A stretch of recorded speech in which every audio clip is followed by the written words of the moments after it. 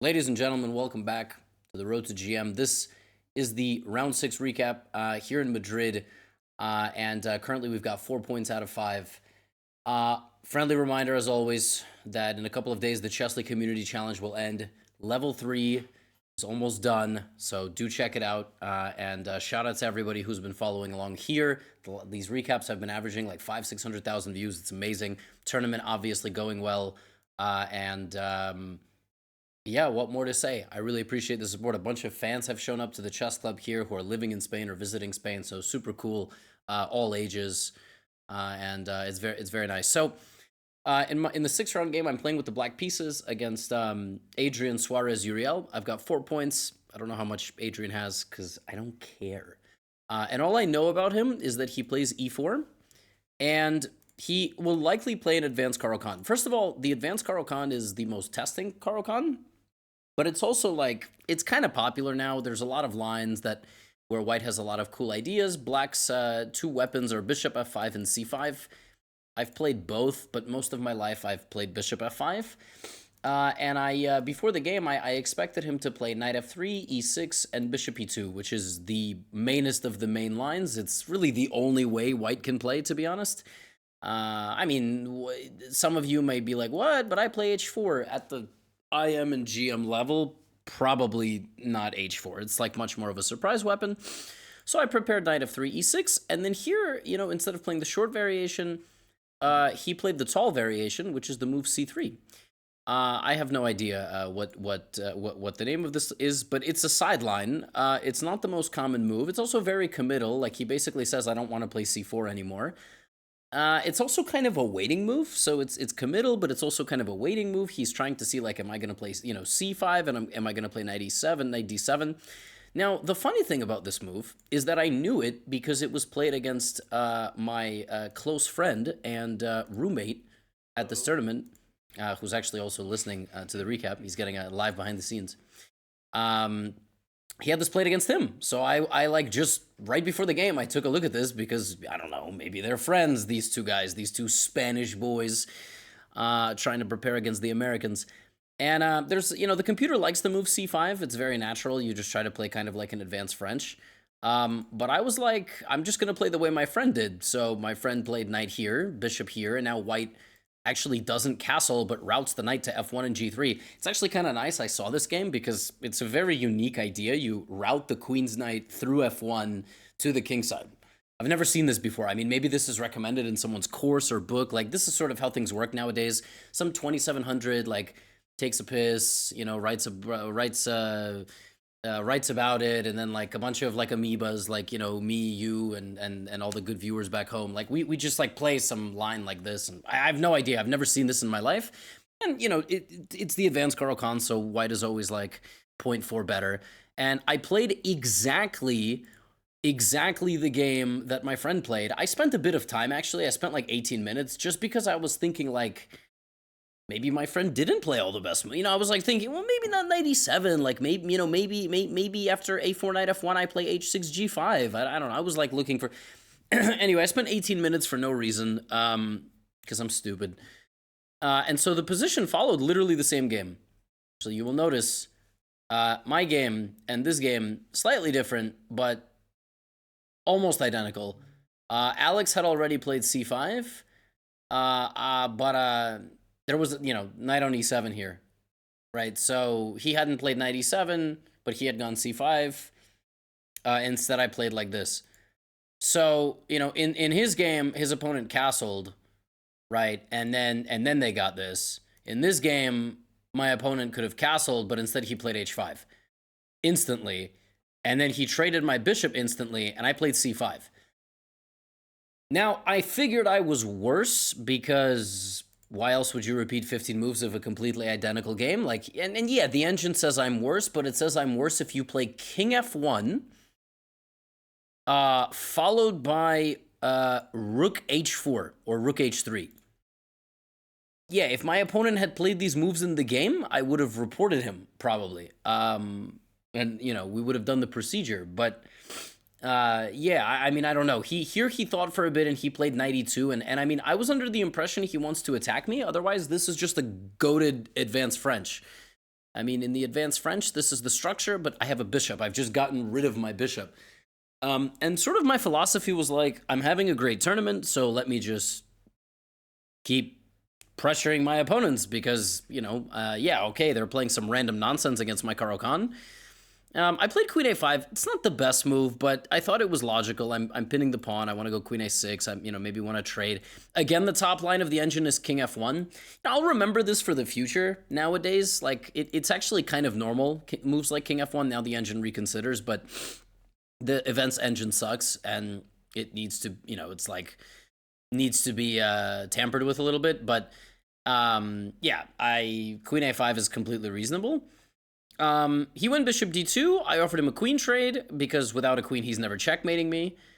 And then he played knight f4, and I could have taken right away, but I was like, that's stupid because he wants me to do that. So let's go knight c6. And so here I have many options. I can just do nothing and castle. I can play c4 and then try to, expand on the queen side. I can play a3 right away. I can take on d3, followed by c4, followed by a3. For example, take here. What I didn't like here is that, let's say he plays like knight f4, a3. I thought after b3, I have a strong pawn, but I actually thought it was more a liability than an asset because it's tax season. It's not tax season, but it's estimated tax season. I thought, like, I don't know, this seems a little bit too much. And if I push, I'm going to lose my pawn, rook c1, rook c2. So yeah, the engine liked it, but I just played knight b6. I thought, look, I'm going to put my knight on c4 in the future, and I don't really want to go b5, and if I will go b5, it will be after putting my knight on c4. So I thought this was all completely reasonable. He traded, he put the knight on d3, and still he was playing very fast. So what was annoying me this game is that he was playing really quickly. I wanted to catch up on time, but again, I wasn't, like, certain if I was better just yet. So what I did here is I transformed the position, which I thought was very intelligent. It took on d4, he took on d4, and now he just has a lone pawn here. It has no pawns protecting it, which is very normal in the advanced French. But the more pieces I trade, I mean, the weaker it's going to become. And yeah, if I just go bishop e7, king d7, and let's say like rook c8, I'm not exactly sure what he's going to do. But I have a really difficult time sometimes. If this was a blitz game, I played bishop e7 in 2 seconds. But, in a classical game, I think for 8 minutes on this move, and then I think for, and then I play knight c4. So, yeah, you sometimes just get stuck in these, like, warps where you're, like, thinking, do I play here and b5? Like, what about b3? Sometimes you got to go with your gut, and here I'm down 26 minutes. Not great time management, but look, I'm better with black after, like, 20 moves, so Caro-Kann OP, and he plays b3, which I saw. I can't take because then we're going to trade rooks, and because I'm two moves at least behind in development, I can't trade. I probably have to block the A file. I'm still doing fine, actually, if I play like this. But then, he's going to move his knight, and then he's going to start attacking, and that looks a bit scary. So I just played knight a3 straight away.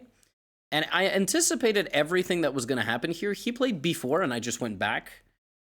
And then he played knight h2. And, he played this move, and he played it pretty quickly. Like, he played it in a minute. And chess is this fascinating game where, like, I think, like, he plays this move. He plays it fast. He's a good player. I have to respect the moves he makes, kind of, maybe not. But he plays this move in like a minute, and I'm like sitting there going, that move looks stupid. Like, you just have this thought, like, what is the idea? But I have this problem sometimes where my first instinct is actually not, like, always accurate, and my alarm bells don't go off, and I miss ideas. But this move, I was like, why did he put his knight there? Like, is he going to g4? What about the pawns? Don't the pawns want? Why didn't he put his knight to d2 or e1? So, I played quickly in response because he's playing quickly, so I can't keep tanking. I'm down 20 minutes, and I had a very direct idea here. My direct idea was rook b1, rook a4, rook b3, and knight to b2. The idea of knight to b2 is very creative. Basically, I'm removing a defender of this pawn, and when he takes, I'm going to take this pawn. But I realized he can take with the knight, and then he moves his own pawn to a3, and somehow I'm walled out. This is really absurd, and I'm just losing the pawn. Originally, that had been my idea. Now, sometimes in chess, you overlook something and it's fatal and you lose and you cry and, you delete your chess.com account. Other times you realize, oh, one of my ideas doesn't work, but the position is still equal. So I just played bishop e7. He played knight g4. I still, for the life of me, could not understand the point of this. But I finally was like, okay, look, I think he's trying to play f4, f5. So if I play king d7, he's going to play f4. And if I play like rook c8, he's going to play f5. I think that's his idea. I don't know. Okay, I think that's what he's trying to do. So I thought for a pretty long time here, and I played g6. I spent 9 minutes here because there was a lot to contemplate. I considered bringing my rook back. I considered playing like rook g8 maybe. But I didn't like that anytime I'm going to, move a pawn, both knights are getting in against my dark squared bishop. But I thought the move that I played was very smart. The only problem is I'm now down 29 minutes on the clock. So clearly something not working too well brain-wise in this game. A lot of hesitancy. Also, this was an evening game. And in the evening games, I've been managing my time very poorly. It's probably because I'm like pretty sleepy, pretty tired. There's a lot of reasons. The tournament in general has been, it's been very gratifying, but very, very tiring. Also, I just think like, I kind of like if an athlete comes back to a professional game, right? And like a basketball player, generally when they come back, they play minutes restriction because if they play too many minutes, they might get an injury or get exhausted. And like, yeah, I can't do that. I can't just be like, I'm done, 5 games, 4 out of 5, see y'all, peace out, you guys suck. No, like you have to play all the games. So I'm definitely feeling the fatigue a little bit, and it's not really good. Having said that, he's playing moves like rook e1, which again, if you paid me a lot of money, I would not be able to explain to you, but still he's playing really fast, and it is annoying because I only have 20 minutes. So here I decide, okay, I'm also going to start playing fast, right? Like I have 21 minutes, he has 30. I'm going to try to play on intuition. I'm not going to try to overthink things. He goes knight to e3. He can't take. And I just start advancing my pawns. I'm like, you know what?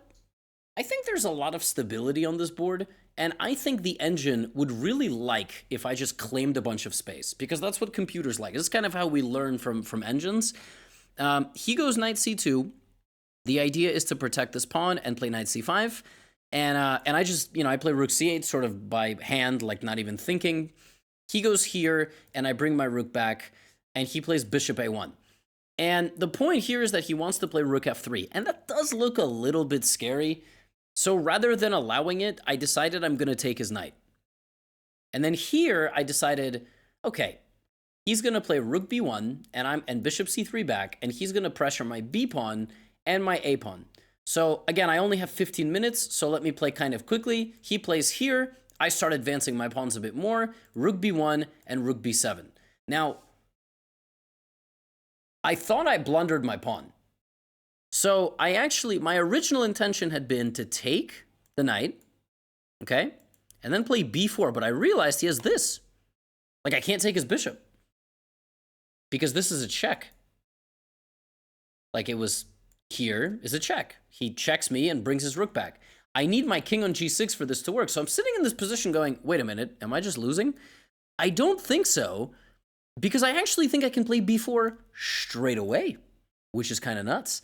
But also I can play b4 and maybe just play like king g6. It's actually kind of crazy.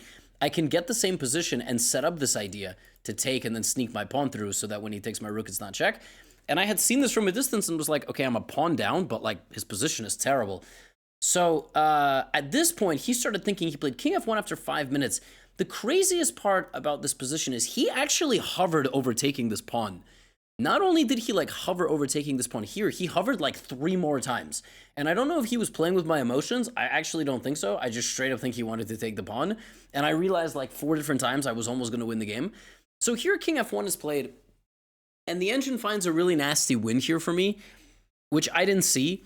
I was always looking at moves like, for example, I was always looking at moves like b4. So, for example, let's say g3, b4, just sacrificing the pawn to try to win something in the center. But it works particularly well here The point is that, like, let's say you just play a random move like g3. The point is I go here. Oh, sorry. The knight needs to protect the pawn. I go here. His rook is trapped. So the point of b4 is to trap the rook. Now, if he takes with the knight, what I do here is I take the pawn, and I have a fork hidden in the position, and after I take one of the rooks, I'm going to take the knight as well, which is kind of disgusting. And if he takes with the bishop, which also looks pretty smart, I take, he can't take back because knight d2 is winning a rook, either this one or this one.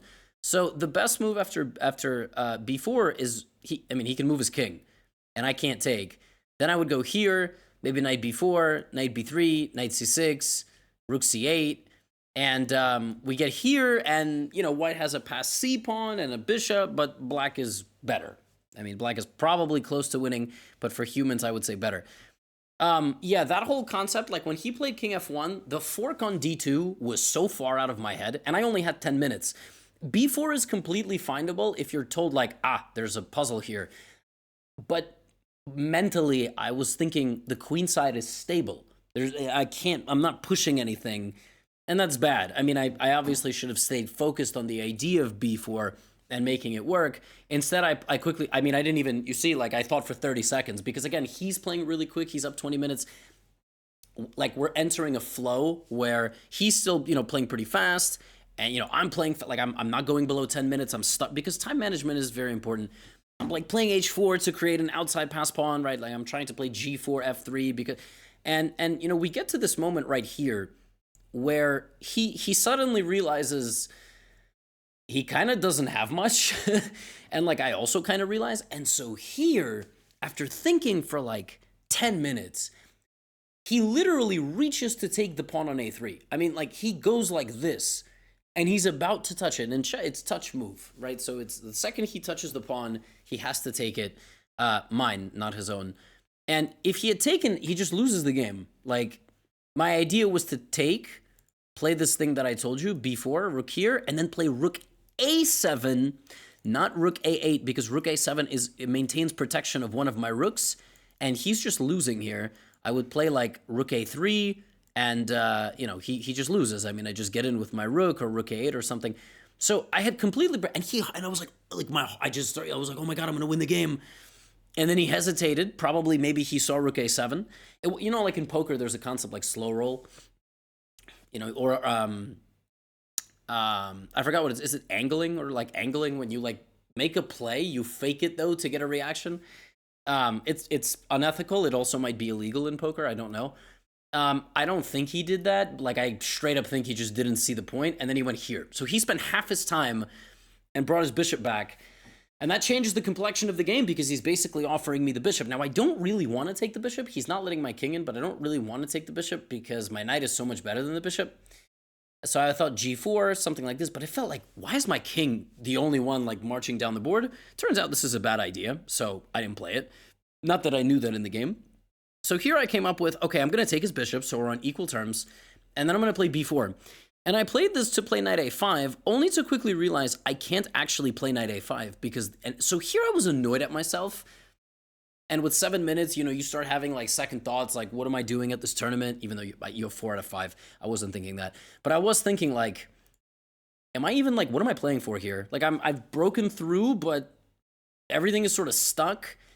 But I played rook f7. I thought this was very nice. And then he went here. And here, I thought about this concept, but I didn't play it. And it's, this is honestly, like, it's a very fascinating point.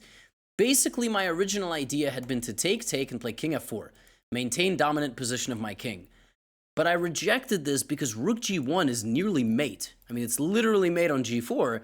I have to sack the knight, and then maybe go here, and I thought, okay, well, this is losing.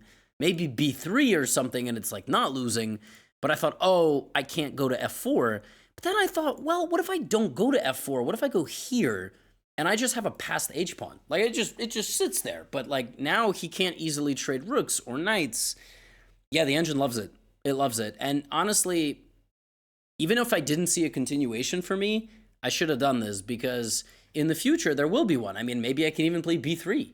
Not right away, but point being, like, you know, we get to a situation where I'm breaking through on both sides of the board. And I felt it, but instead I went here. It's just somehow, and this is still fine. We traded, he went king here, and so in this position, I should have stayed patient. But to be honest, and Hikaru said this in his own recap, the win here for black is so random and computerish. The win is like king g3, or like king g3 doesn't even make sense because rook b3 check and I have to go back.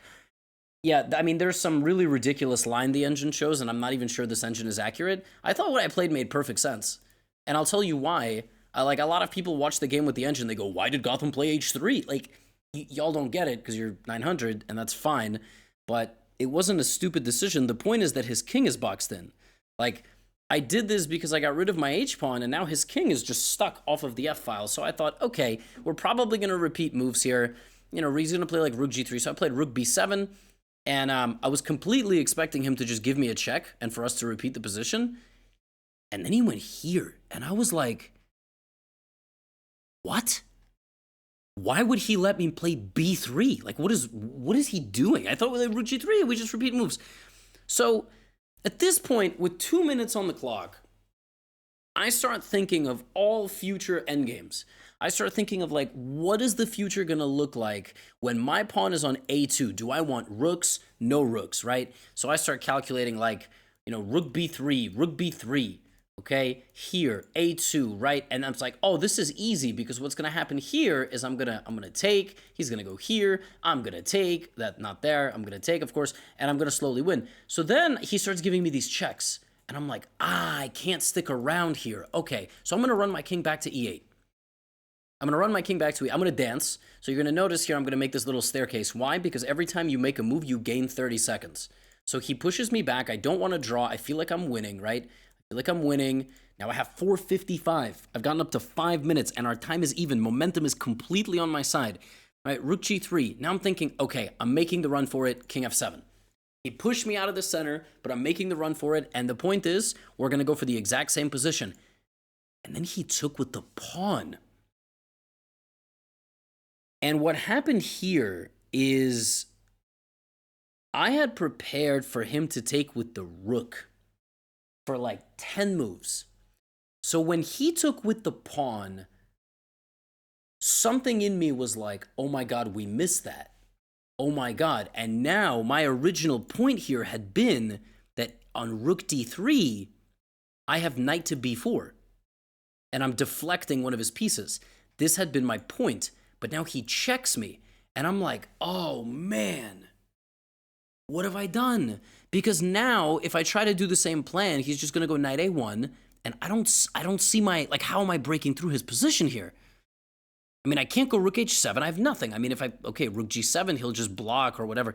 Like, so I start panicking, like, oh, I thought we were gonna trade the rooks. If we had traded the rooks when he took, like, if he had played rook b3, AB, A2, I thought maybe king F2, knight D4, knight A1, engine evaluates this endgame as winning, and I can get quickly to, you know, even from E8, even if I was on E8, I would be able to play knight C6, king E3, and then I would probably try to win his pawns. But once he took with the pawn, a panic went off, and I'm like, okay, damage control, we have to make a draw. Like, we can't lose this position. Knight to C6, he goes rook F2, I can't let him win my A pawn, of course, rook D2, and now I go here, and that's apparently where I lost my advantage. The engine wants me to run my king the other way. So let's say king F, you know, here, I put the knight on B4, king E3, I go attack from the other side. And something like rook F2, I play king E8, king D2, and then I cut him off on the third rank. And this is where we pause, and then I try to get my rook to d3. So this is the way I have to do it. I have to completely undevelop my king from checks, then I have to cut him off on the third rank, and he can't move any pieces. And even then, it's not an easy win. Like, I'm going to pick up the pawn on d4, but to pick up the pawn on d4, you know, then he can get off the back rank, he can maybe start... yeah, and basically, I just decided, let's repeat moves. Let's repeat moves. Again, I can probably run the king back this way, but we repeated the moves and we made a draw. Yeah, I mean, 4.5 out of 6. Pretty decent Karo Khan. All things considered, I was able to copy the game of one of the world's leading experts of the Karo Khans, and I got a very nice position. And I thought I was pressuring. I didn't manage my clock well though, and that's something I have to just trust my gut with a bit more. I just have to realize that like the moves I'm considering, even if there's 3 good ones, I can't decide in now. Like I can't think for 25 minutes. I'm never gonna choose the microscopically better version. And to be honest, it would have been nice to have 15 minutes to play this endgame because then I wouldn't have panicked. I panicked because I thought, oh, AB, he tricked me. So, you know, we're gonna have more of these situations, obviously, where like I have to trust my gut, I have to, this and that, and but this was round number 6, and then round 7 and round 8 and round 9 are coming up. I got rid of my 4th game with the black pieces, so very nice. Just 1 game with the black pieces remaining, and yeah, appreciate your support as always. Do your daily tasks on Chessly. 4.5 out of 6, still in first place, still doing well. Get out of here.